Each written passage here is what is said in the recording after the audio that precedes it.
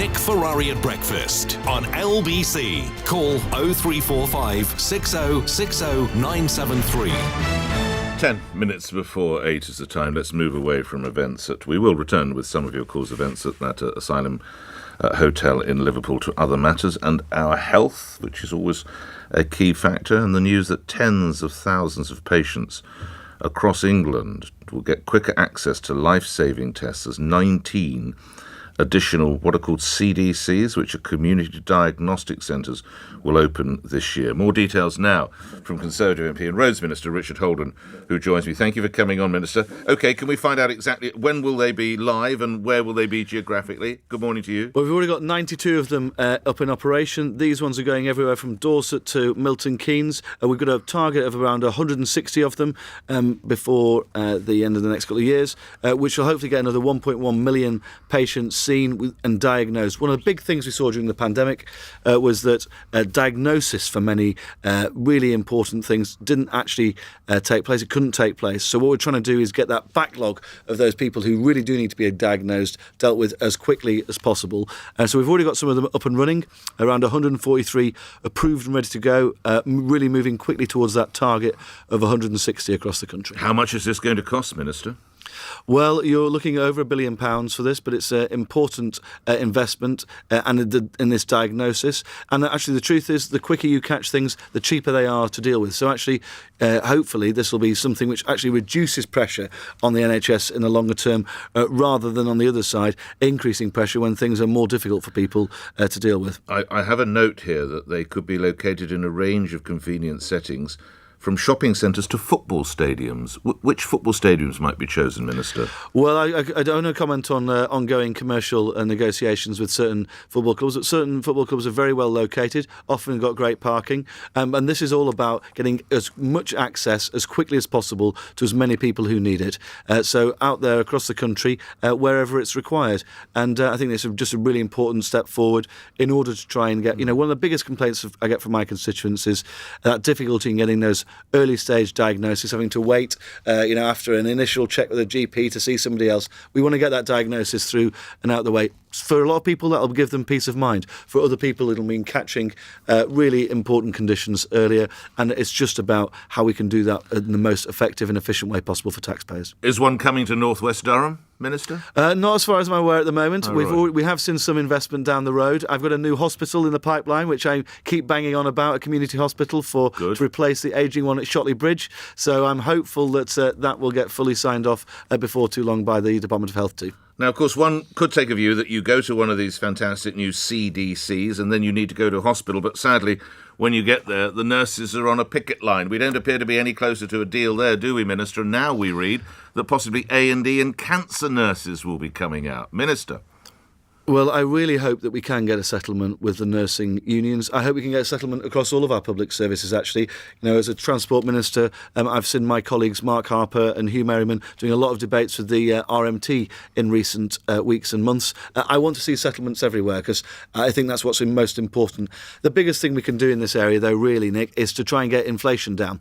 That's what's hammering households, whether they're in work or they're retired, whether they're in the public sector or the private sector. That inflation eats away at everybody's wages. That's what we're going to concentrate on. The government's going to target halving it by the end of the year. And the quicker we can get inflation down, then the quicker we can get rid of a lot of these problems. And I don't want to see pay rises constantly chasing prices. I want to see prices come down, and then we can have reasonable settlements across the piece. You expect my listeners to believe that if you continue to bear down on inflation, a nurse on a picket line will go back to his or her place of work? They need more cash themselves. I hope we can see a settlement there with the nurses. But one of the things we've got to do is get inflation down. If we don't get inflation down, then people are going to have to ask for these sorts of wage rises in the longer term. I want to see inflation come down because otherwise we're constantly seeing wage rises chasing inflation. Let's get inflation down and deal with that. We've seen a big hit in energy prices internationally. It's hit us in the UK as well.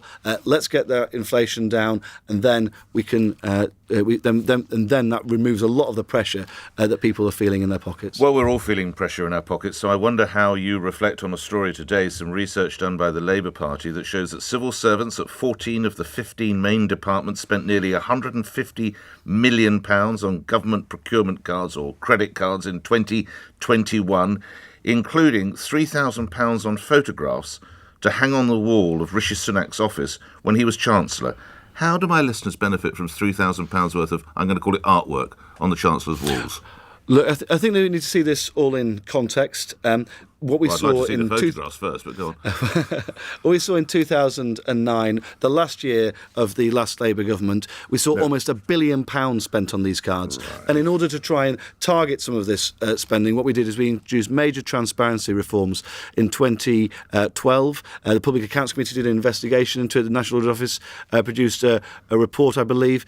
And what we do is every month, all of these data is published transparently on the government's website. Look, I can't justify. I'm not going to attempt to justify every individual piece of government spending on these cards. You can't be comfortable with £3,000 worth of photographs on the Chancellor's walls. Well, I think Are you comfortable with that, then, Minister? I'll speak for myself on this. And so, my last visit to the Northwest last week, I stayed in the Premier Inn in Bury, and the spending for me, I even drove my own team up there. So right. that's the way I approach. Okay. Well, credit to you, but things. I wonder if I could bring you back. You can offer no support for £3,000 worth of photographs on the Chancellor's wall, can you? At this time. Look, No, £150 million. Just be honest. You're a blunt-speaking bloke. Just be honest. £150 million is a farce, isn't it? We're all asking everyone, don't take a pay rise. Nurses get back to work. Rail workers go and drive your trains. Meanwhile, the Chancellor will have £3,000 on his wall.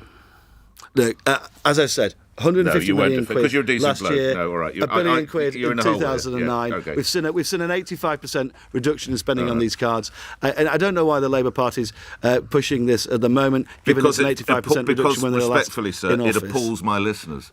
It appalls my listeners when nurses need some money.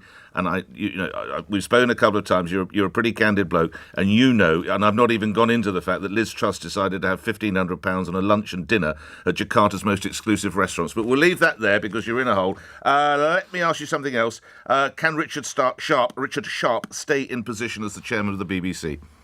Well, we had the DCMS report yesterday, cross-party report, and we've got the Public Appointments Commissioner looking into this at the moment. Look, while the Public Appointments Commissioner is looking into this, it's difficult for me to comment any further. That is a matter under proper investigation, and I'm afraid I really need to leave that one. The last time we had a chat on the radio was to mark 3 years to the day since the UK left the European Union, and you were telling me that it was all going in the right fashion and that we were moving forward. Why, therefore, did a fairly senior cabinet minister, that would be Michael Gove, need to attend what was a rather secret Brexit summit in Oxfordshire? If it's all going so swimmingly well, why this secret summit? Minister. Well, so I don't think he was there as a government minister, as far as I'm aware. It wasn't on his official diary or anything like that. Look, we're all going to have conversations about the best way to proceed with things. I want us to have the best possible relationship with our European colleagues as well, but I also want Britain to be out into the world, as I said to you last time I was on, Nick. I want us to be there making trade deals internationally. So I have no idea what was under discussion there. I'm sure there was lots of talk about how we're going to get brand new deals with the Pacific Rim countries as part of CPTPP, maybe better deals with Japan, Australia and New Zealand as well. But also we want to reduce some of those barriers that the European Union have put in places like Northern Ireland as well. I want to see the best possible trading relationship with everybody across the world. That's what you want to see. By the way, have you seen the pictures, the photos? I've not seen those, no. Thanks for your time, Minister. Enjoyed it. Richard Holden is Roads Minister, Conservative MP for North West Durham. And the music means we must move on. Coming up after the news, what about the idea of lifting sanctions specifically to help the children and others caught in the aftermath of the Syrian earthquake? International Development Minister Andrew Mitchell. Where sanctions would hold us back in any way, we would seek to